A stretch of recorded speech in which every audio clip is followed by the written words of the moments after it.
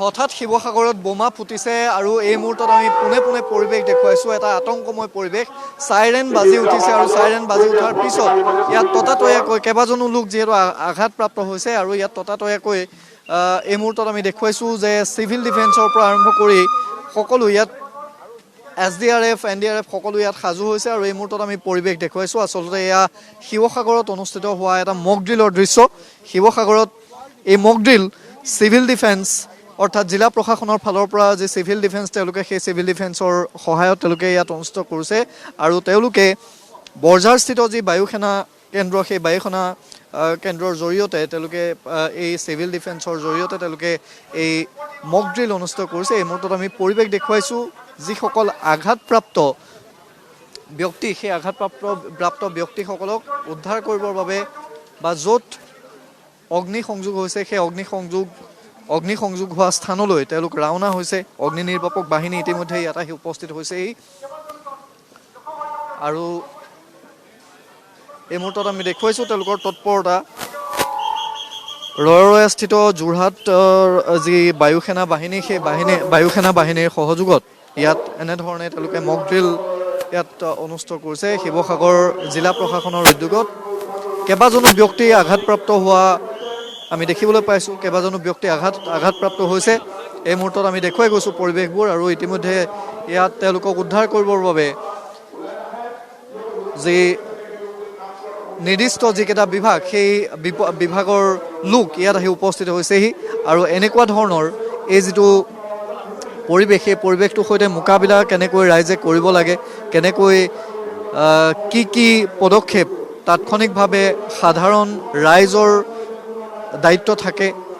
যিকেইটা বিভাগ থাকে অগ্নি নিৰ্বাপক বাহিনীৰ পৰা আৰম্ভ কৰি সকলো কোনে কি দায়িত্ব পালন কৰিব ইয়াত তেওঁলোকক আঘাতপ্ৰাপ্ত ব্যক্তিসকলক কেনেধৰণে ইয়াৰ পৰা উদ্ধাৰ কৰি লৈ যাব এম্বুলেন্স ইতিমধ্যে আহি সাজু হৈছে ঘটনাস্থলী পাবহি গতিকে এই যিসমূহ ইয়াত তেওঁলোকে দেখুৱাইছে যে কেনেকৈ এই বিপদৰ সময়ত মূলতঃ SDRF NDRFৰ পৰা আৰম্ভ কৰি চিভিল ডিফেন্সৰ যিসকল লোক সেই চিভিল ডিফেন্সৰ লোকসকলে কেনেধৰণে ইয়াত তেওঁলোকে নিজৰ দায়িত্ব পালন কৰে এই সকলোখিনি ইয়াত দেখুৱাইছে এটা মক ড্ৰিল শিৱসাগৰত অনুষ্ঠিত হৈছে কিছু মুহূৰ্তৰ পূৰ্বে আৰু ঠিক সন্ধিয়া 6:15 বজাৰ লগে লগে ইয়াত এটা চাইৰেন বাজি উঠিছিল আৰু সেই চাইৰেনতেই ইয়াত তেওঁলোকে ৰাইজক এটা সেই সংকেত ধ্বনি দিছিল আৰু সেই সংকেত ধ্বনিৰ জৰিয়তে ৰাইজক কোৱা হৈছিল যে আপোনালোকে লাইট অফ কৰক ইয়াত বোমা নিক্ষেপ কৰিছে শত্ৰুপক্ষই গতিকে আৰু তাৰ পিছত লাইট অফ কৰাৰ পিছত অৰ্থাৎ ব্লেক আউট কৰাৰ পিছত আঘাতপ্ৰাপ্ত যিসকল ব্যক্তি সেই আঘাতপ্ৰাপ্ত ব্যক্তিসকলক কেনেধৰণে লৈ যোৱা হৈছে সেই দৃশ্যবোৰ আমি ইয়াত দেখুৱাইছোঁ ইয়াৰ পৰা ঘটনাস্থলীৰ পৰা তেওঁলোকক এনেধৰণে লৈ যোৱা হয় এয়া এটা মক ড্ৰিল মই পুনৰ কৈছোঁ যে চিভিল ডিফেন্সৰ যিসকল ব্যক্তি সেই চিভিল ডিফেন্সৰ ব্যক্তিসকলে ইয়াৰ পৰা যিকেইজন আঘাতপ্ৰাপ্ত ব্যক্তি সেই আঘাতপ্ৰাপ্ত ব্যক্তিসকলক ইয়াৰ পৰা লৈ গৈছে এই মুহূৰ্তত আমি পৰিৱেশ দেখুৱাইছোঁ আৰু ইয়াত আহি আৰু জিলা আয়ুক্ত আৰক্ষী অধীক্ষক সকলো ইয়াত আহি উপস্থিত হৈছেহি আৰু তেওঁলোকে ইয়াত আমি দেখুৱাইছোঁ যে ইয়াত ফাৰ্ষ্ট এইড কেনেকৈ দিয়া হৈছে প্ৰাৰম্ভিক যে চিকিৎসা সেই প্ৰাৰম্ভিক চিকিৎসা কেনেকৈ দিয়া হৈছে সেই দৃশ্যসমূহ আমি দেখুৱাইছোঁ উদ্ধাৰ কৰি অনাৰ পিছত আঘাতপ্ৰাপ্ত হোৱাৰ পিছত তেওঁলোকক উদ্ধাৰ কৰি আনি ইয়াত তেওঁলোকে যিটো প্ৰাথমিক চিকিৎসা সেই প্ৰাথমিক চিকিৎসা ইয়াত দিয়া হৈছে সেই দৃশ্যবোৰ আমি দেখুৱাইছোঁ আৰু চিভিল ডিফেন্সৰ যিসকল ইয়াত সদস্য আছে তেওঁলোকে এই পৰিৱেশটো ৰাইজক চিনাকি কৰি দিয়াৰ এটা প্ৰয়াস কৰিছে জিলা প্ৰশাসনৰ উদ্যোগত আৰু বৰঝাৰস্থিত বায়ুসেনা বাহিনীৰ সহযোগত তেওঁলোকে এই পদক্ষেপ গ্ৰহণ কৰিছে আৰু ঠিক কেন্দ্ৰীয় যি বজাৰ আছে শিৱসাগৰৰ সেই কেন্দ্ৰীয় বজাৰৰ একেবাৰে সমীপতে এই যে কাৰ্যসূচী পালন কৰিছে। আমি পোনে পোনে শিৱসাগৰৰ পৰা সেই দৃশ্যসমূহ আমি দেখুৱাই গৈছোঁ। আৰু আমি যদি সম্ভৱ হয় শিৱসাগৰ জিলা আয়ুক্ত আৰু জ্যেষ্ঠ আৰক্ষী অধীক্ষক তেওঁলোক ইয়াত আহি যিহেতু উপস্থিত হৈছিলেহি, আমি যদি তেওঁলোকক লগ পাওঁ তেতিয়াহ'লে আমি তেখেতলোকৰ ভাষ্য ল'বলৈ আমি সক্ষম হ'ম। আৰু কেনেকুৱা এটা প্ৰেক্ষাপটত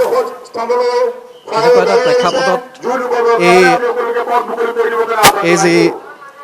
কাৰ্যসূচী তেওঁলোকে অনুষ্ঠিত কৰিছে, আমি তেওঁৰ পৰা জিলা আয়ুক্তগৰাকী যিহেতু আছে, মই পোনে পোনে তেখেতৰ ওচৰত আহিব বিচাৰিম।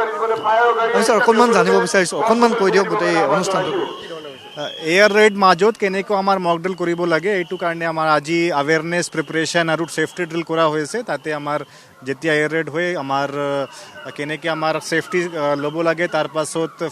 আমাৰ ফাৰ্ষ্ট এড কৰিব লাগিব আৰু কেনেকৈ আমাৰ চিভিল ডিফেন্স এইটো কৰে, এইটো আজি আমাৰ আজি এক মক ড্ৰিল প্ৰস্তুত কৰা হৈছে। আমি দেখুৱাইছোঁ দৃশ্যসমূহ, এয়া অগ্নি নিৰ্বাপক বাহিনী, এম্বুলেঞ্চ সকলো ইয়াত আহি উপস্থিত হৈছেহি। আৰু ইয়াত প্ৰতিটো বিভাগৰে একোটা দায়িত্ব থাকে। আমি এই মুহূৰ্তত আমি দেখুৱাইছোঁ যে ৰাইজক সজাগ কৰাৰ উদ্দেশ্যে ইয়াত সকলো আহি তেওঁলোকে নিজৰ যিটো কাম, নিজৰ কামখিনি তেওঁলোকে কৰি গৈছে সেয়া দেখুৱাইছে। আৰু অগ্নি নিৰ্বাপক বাহিনীৰ গাড়ীয়ে ইয়াত য'ত অগ্নি সংযোগ হৈছে সেই জুই নিৰ্বাপন কৰিবৰ বাবে তেওঁলোকে সাজু হৈছে। আৰু এই মুহূৰ্তত আমি পৰিৱেশ দেখুৱাইছোঁ শিৱসাগৰৰ পৰা। চিভিল ডিফেন্স, অগ্নি নিৰ্বাপক বাহিনী, SDRF, NDRF সকলো ইয়াত আহি যিহেতু সাজু হৈছে, সকলোৱে ইয়াত তেওঁলোকে নিজৰ কাম কৰিছে। আৰু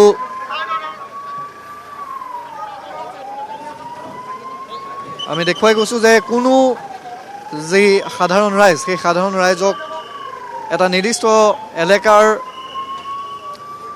এলেকাৰ বাহিৰলৈ তেওঁলোকক পঠিয়াই দিয়া হৈছে। আৰু আমি সুৰক্ষা কৰ্মীসকলে নিজৰ কাম ভালদৰে কৰিব পাৰে, সেইকাৰণে আমি ৰাইজক সুৰক্ষা কৰ্মীসকল বোমাবোৰ ভূঁইডোখৰ ফালৰ পৰা আঁতৰত থাকিবৰ কাৰণে এই মুহূৰ্তত আমি দেখুৱাইছোঁ যে অগ্নি নিৰ্বাপক বাহিনীয়ে তেওঁলোকে কাম কৰিছে। অগ্নি নিৰ্বাপক বাহিনীয়ে জুই নিৰ্বাপন কৰিবৰ বাবে তেওঁলোকে চেষ্টা কৰিছে। জুই নিৰ্বাপন কৰা হৈছে আৰু সকলো ব্যস্ত হৈ পৰিছে, প্ৰতিটো বিভাগ ব্যস্ত হৈ পৰিছে। জিলা প্ৰশাসনৰ উদ্যোগত এয়া মক ড্ৰিল, আৰু আমি দৃশ্যসমূহ এনেধৰণে আমি ৰাইজক দেখুৱাই যাম।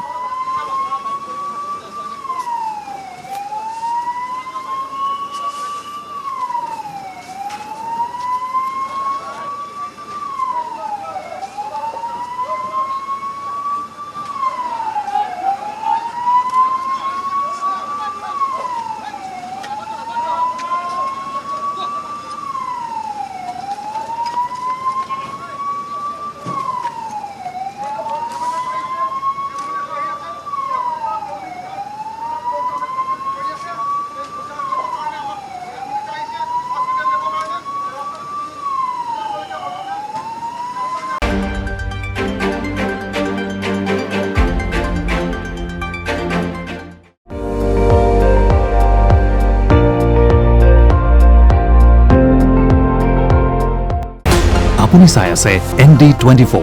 সৰ্বশ্ৰেষ্ঠ নহয় সৰ্বোত্তমৰ দৌৰ।